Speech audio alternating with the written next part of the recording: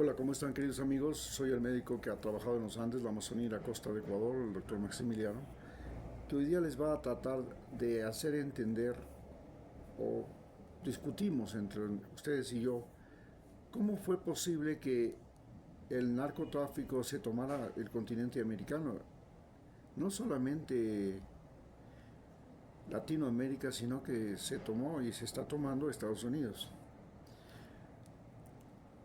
Es algo que parece absurdo, pero por ejemplo, para entender lo que pasa en Esmeraldas, lo que pasa en Manabí, lo que pasa en Guayas, tenemos que entender que lo que pasa en Esmeraldas es una guerra entre los narcotraficantes contra el ejército y la policía de Ecuador, el ejército y la policía de Colombia, pero además el ejército y la policía de Estados Unidos. Es por eso que en este momento la provincia más tranquila de Ecuador es la provincia de Esmeraldas, porque los narcos de la provincia se dieron cuenta de que era una guerra contra tres países, no era una simple guerra contra la policía y el ejército de Ecuador. En el caso de Manabí, la guerra es específicamente contra el ejército, la policía de Estados Unidos y de Ecuador, es decir, de los dos países. Lo mismo que pasa en Galápagos. En el caso de las provincias de la Sierra y las demás provincias del Ecuador, la guerra es específicamente de los narcos contra el ejército y la policía ecuatoriana. Por supuesto, el ejército y la policía de Guayaquil, los ríos y el oro tienen el gran problema de que son tropas que están corrompidas. No solamente las tropas, también están corrompidos los jueces, los fiscales, las cárceles, todo es, inclusive los barrios miseria de Guayaquil, los ríos y la provincia del Oro están tomados por el narcotráfico.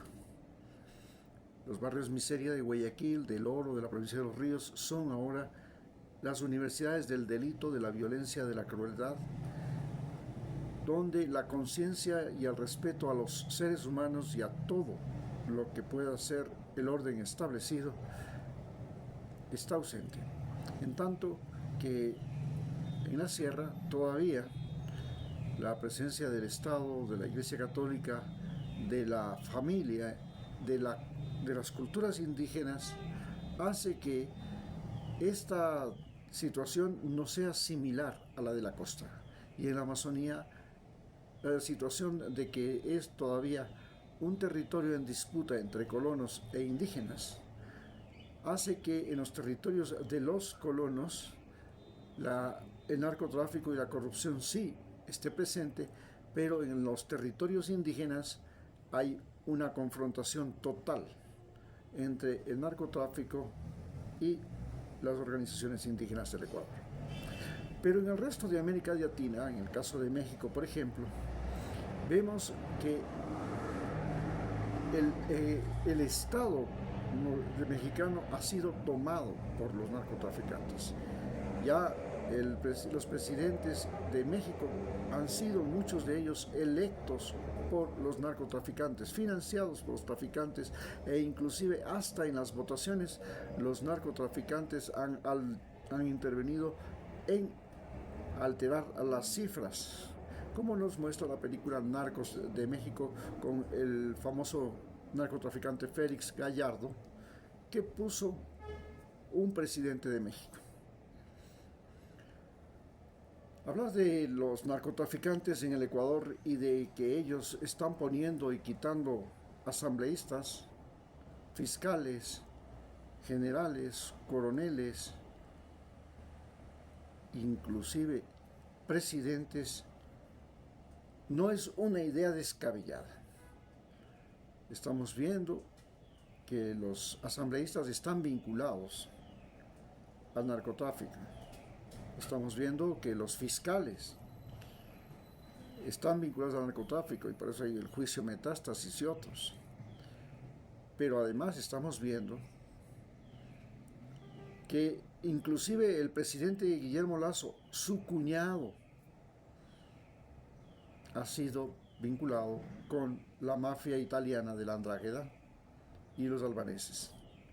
Hoy, el día de ayer, se ha capturado un barco de 4,5 toneladas de bananas que salieron del puerto de Ecuador, del puerto del señor Noboa, en un barco del señor Noboa, que es el presidente del Ecuador, y fue detenido, iba con rumbo a España. Este barco venía recorriendo desde Perú, desde Chile, pero resulta que fue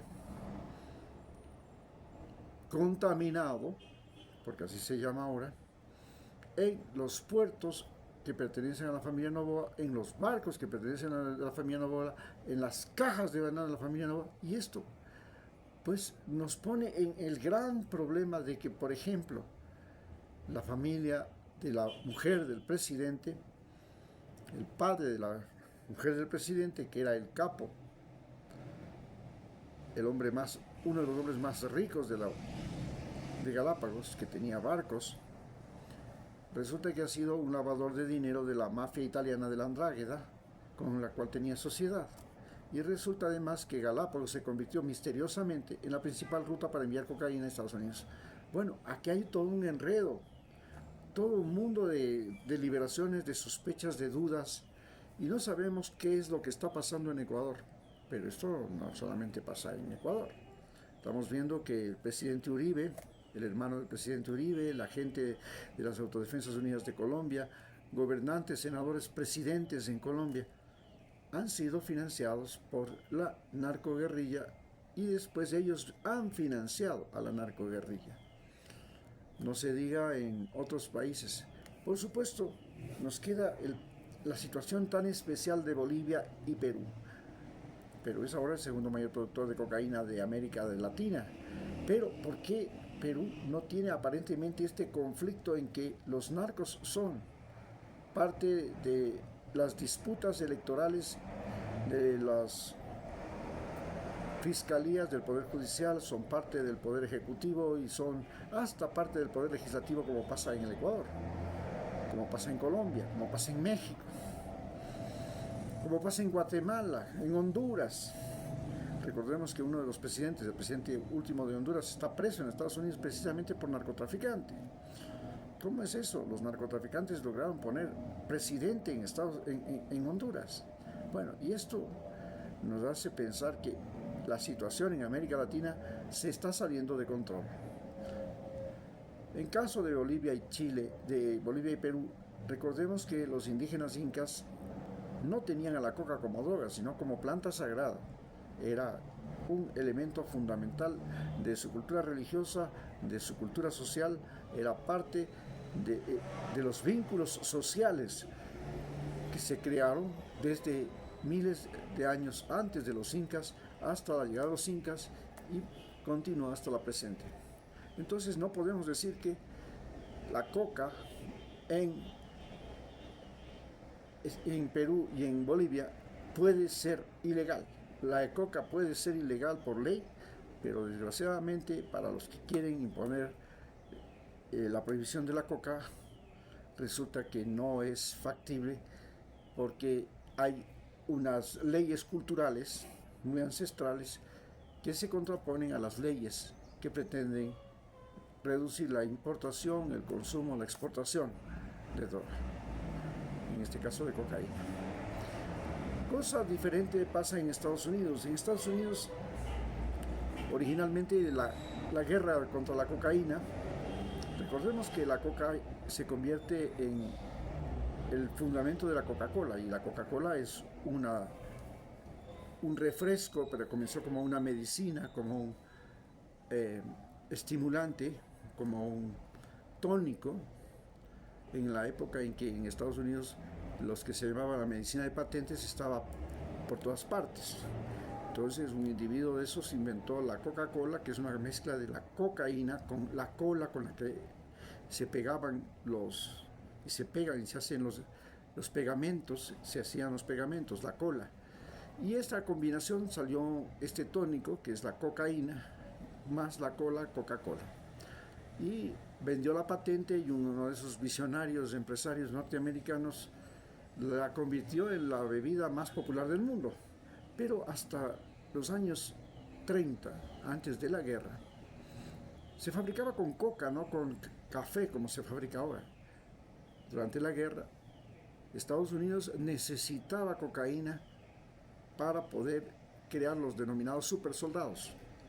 Ellos sabían que el supersoldado alemán se hacía con anfetaminas y pensaron que la cocaína podía ayudarles a crear el supersoldado norteamericano, por lo que los soldados norteamericanos llevaban en un bolsillo chocolates y en el otro bolsillo una cajetilla de Lucky Strike que tenía marihuana y cocaína, funditas de cocaína. La marihuana servía de tranquilizante, la cocaína de estimulante, y la marihuana y el tabaco servían de tranquilizantes. La cocaína de estimulantes junto con el chocolate. Esto creó los héroes norteamericanos que pelearon en Europa y en Japón. Y estos soldados norteamericanos con cocaína podían hacer marchas extraordinarias, no tenían problema con el cansancio. Inclusive la cocaína se descubrió en los hospitales de Nueva York. Comenzó como una droga de la cual se sacaba la silocaína para los dolores, para las suturas, para los dolores de muela, para coser las heridas. Luego los médicos descubrieron que eso les permitía trabajar toda la noche y hacer los turnos de manera extraordinaria con el menor aparentemente sin ningún problema.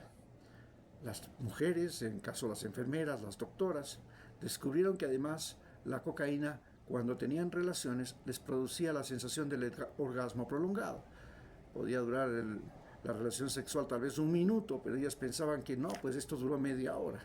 Ese fue el éxito de la cocaína en Estados Unidos. Esta conexión que había entre esfuerzo, sexo y rendimiento físico. Esto es lo que ha hecho que la cocaína sea tan popular. Además, la cocaína se convirtió en la droga del ejército norteamericano que antes de la entrada del opio y de la guerra de Vietnam. En la guerra de Vietnam, los opioides, la morfina se convierte, que fue la guerra de la secesión, un derivado del opio, porque en la guerra de secesión norteamericana hubieron muchas amputaciones y se comenzó a utilizar indiscriminadamente la morfina, que es un derivado del opio. Más tarde, en la guerra de Afganistán, los derivados del opio, como todos los que conocemos, ¿no? El tramal, todos estos medicamentos derivados del opio que son maravillosos, nadie puede discutir. Y además, estos derivados del opio, los opioides que se conocen, se popularizaron entre los soldados norteamericanos que cuando regresaron de Vietnam la convirtieron en la droga social más importante que existía en los Estados Unidos después del alcohol. Entonces, no podía haber diversión en Estados Unidos si no había drogas. En Estados Unidos la droga es lo mismo que diversión. Si no hay droga, no hay diversión. Esto es lo que ha creado el gran mercado norteamericano de la droga y ahora el mercado europeo. Y mientras Estados Unidos sea el que mejor paga por la cocaína junto con Europa, no serán los narcotraficantes ecuatorianos, no serán tal vez los colombianos, no serán tal vez los mexicanos, no serán tal vez los peruanos los mayores narcotraficantes. Posiblemente en el futuro sean los haitianos, sean los jamaiquinos, sean los brasileños, sean los paraguayos, o a lo mejor, como China es ahora el mayor fabricante de precursores del opio, de las drogas, de los opioides, a lo mejor China se convierte, o si no es China, Hong Kong, y si no es Hong Kong, Taiwán, y si no es Taiwán, tal vez Corea del Sur, y si no es Corea del Sur, tal vez Singapur o cualquier otro país del mundo se convertirá en el mayor proveedor de droga de los Estados Unidos. Un fenómeno curioso y especial que ha pasado en la historia de los Estados Unidos es cómo, recordemos que Estados Unidos era un país alcohólico, que la conquista del oeste tenía la particularidad de que el centro del pueblo era la cantina, al lado de la cantina estaba la oficina del banco, más allácito la oficina del sheriff y más allácito la iglesia o la escuela. Ese era el sistema de ocupación del espacio físico urbano en todos los pueblos el oeste de los Estados Unidos. El hecho de que la cantina sea el centro de todo, de las urbes, difería con el hecho de que en América Latina, en el caso de Ecuador, el centro del pueblo era la iglesia. Y más tarde el centro del pueblo se volvió no solamente la iglesia, era el centro del pueblo, la iglesia y la escuela. Más tarde al lado se convirtió en el centro del pueblo la iglesia, la escuela, la tenencia política, la gobernación, en el Parque Central. Pero la iglesia ha sido el centro del pueblo en América Latina, en tanto que la cantina ha sido el centro del pueblo en los Estados Unidos. Esto convirtió a Estados Unidos en país alcohólico. Entonces, un día se les ocurrió a algunas de esas mujeres muy apegadas a la religión que era la hora de que los Estados Unidos no consumieran más alcohol. Y crearon una ley seca que fue fatal, no solamente en Estados Unidos, fue fatal en Rusia, en la Unión Soviética. Entonces, porque en la Unión Soviética, igual que todos los países nórdicos, los países fríos, el centro de la vida de los países europeos en general y el centro de la vida de los países nórdicos gira alrededor del alcohol. Eran países alcohólicos, de gente alcohólica. Los vikingos eran unos borrachos consumados, no tenían otra forma de vivir. El Valhalla era el cielo de los vikingos y cuando llegaban al cielo lo único que querían era estar todos los días y las noches embriagados. Esa era la felicidad más grande que podían encontrar los vikingos. Irse al Valhalla y estar todo el tiempo borrachos. Entonces, esta cultura alcohólica de los europeos que llegó a América y nos convirtió en alcohólicos a los indígenas, convirtió a España en el mayor productor de azúcar y al mismo tiempo del azúcar se sacaba el ron y de ahí se convirtió en el mayor productor de ron del mundo, hizo que en Estados Unidos también el alcoholismo se volviera descomunal y en el año, ya a comienzos del siglo, el año 1920, se les ocurrió la idea de crear una ley seca y prohibir la distribución de alcohol. Esto dio origen a la mafia, y esta mafia que es ahora la que llegó a poner el presidente de Estados Unidos como John F. Kennedy, como Nixon, la misma mafia norteamericana, que era la mafia italiana, la mafia de la mano negra, también llamada la Cosa Nostra. Esta llegó a apoderarse de los Estados Unidos. Llegó a crear la ciudad de Las Vegas, se apropió de Cuba, se apropió de estados enteros como Chicago, donde estaba el Al Capone. Entonces, esta mafia que llegó a tomarse los Estados Unidos fue el ejemplo y el camino para que los mafiosos latinoamericanos hoy hicieran el mismo trayecto. Hoy las mafias latinoamericanas, las mafias mexicanas, las mafias colombianas se han convertido en las mafias más temibles en Estados Unidos, luego de que después de la caída de la Unión Soviética la mafia rusa llegó a ser la más temible en el mundo y de los Estados Unidos. Pero actualmente las mafias latinoamericanas, la mafia mexicana, colombiana y las mafias los países latinoamericanos están comenzando a ser las que se convierten en motivo de la campaña política, porque el negocio de la mafia latinoamericana ya no fue solamente el tráfico de drogas. Hoy el negocio de la mafia latinoamericana es también el tráfico humano. Ellos inclusive financian a las personas que quieren ir a los Estados Unidos, y estas mafias utilizan ya desde la época de los años 90 a las personas que cruzan la frontera para llevar droga. Las mujeres en México que tenían que ir a trabajar de Tijuana al otro lado, iban llevando en sus bolsitos cocaína y trayendo bolsitos de cocaína. Los turistas que viajaban de Colombia a la Florida iban llevando cocaína. Las muchachas, los modelos, en los sostenes, en todas partes, iban llevando cocaína y traían dinero, traían un montón de dólares de Estados Unidos. Es así como se creó este negocio de la droga, porque en Estados Unidos la diversión no puede existir sin droga. Ante esto, nosotros los ecuatorianos estamos arrastrados a una guerra en la cual en este momento en la provincia de Esmeraldas, como vuelvo a repetir, se enfrentan la policía y el ejército de Colombia con la policía y el ejército de Ecuador, la policía y el FBI, la DEA y el ejército norteamericano contra los carteles de la droga en Esmeraldas, como los tiguerones, los gángsters. En el Manabí, los carteles de los choneros se enfrentan a sí mismo al ejército ecuatoriano, a la policía de Ecuador y también al ejército norteamericano, fundamentalmente. En el caso de la provincia del Guayas, ahora ya no solamente que se enfrentan con el ejército norteamericano, con el ejército ecuatoriano, con la policía de la DEA, con la CIA, con el ejército de los Estados Unidos, sino que además ya han entrado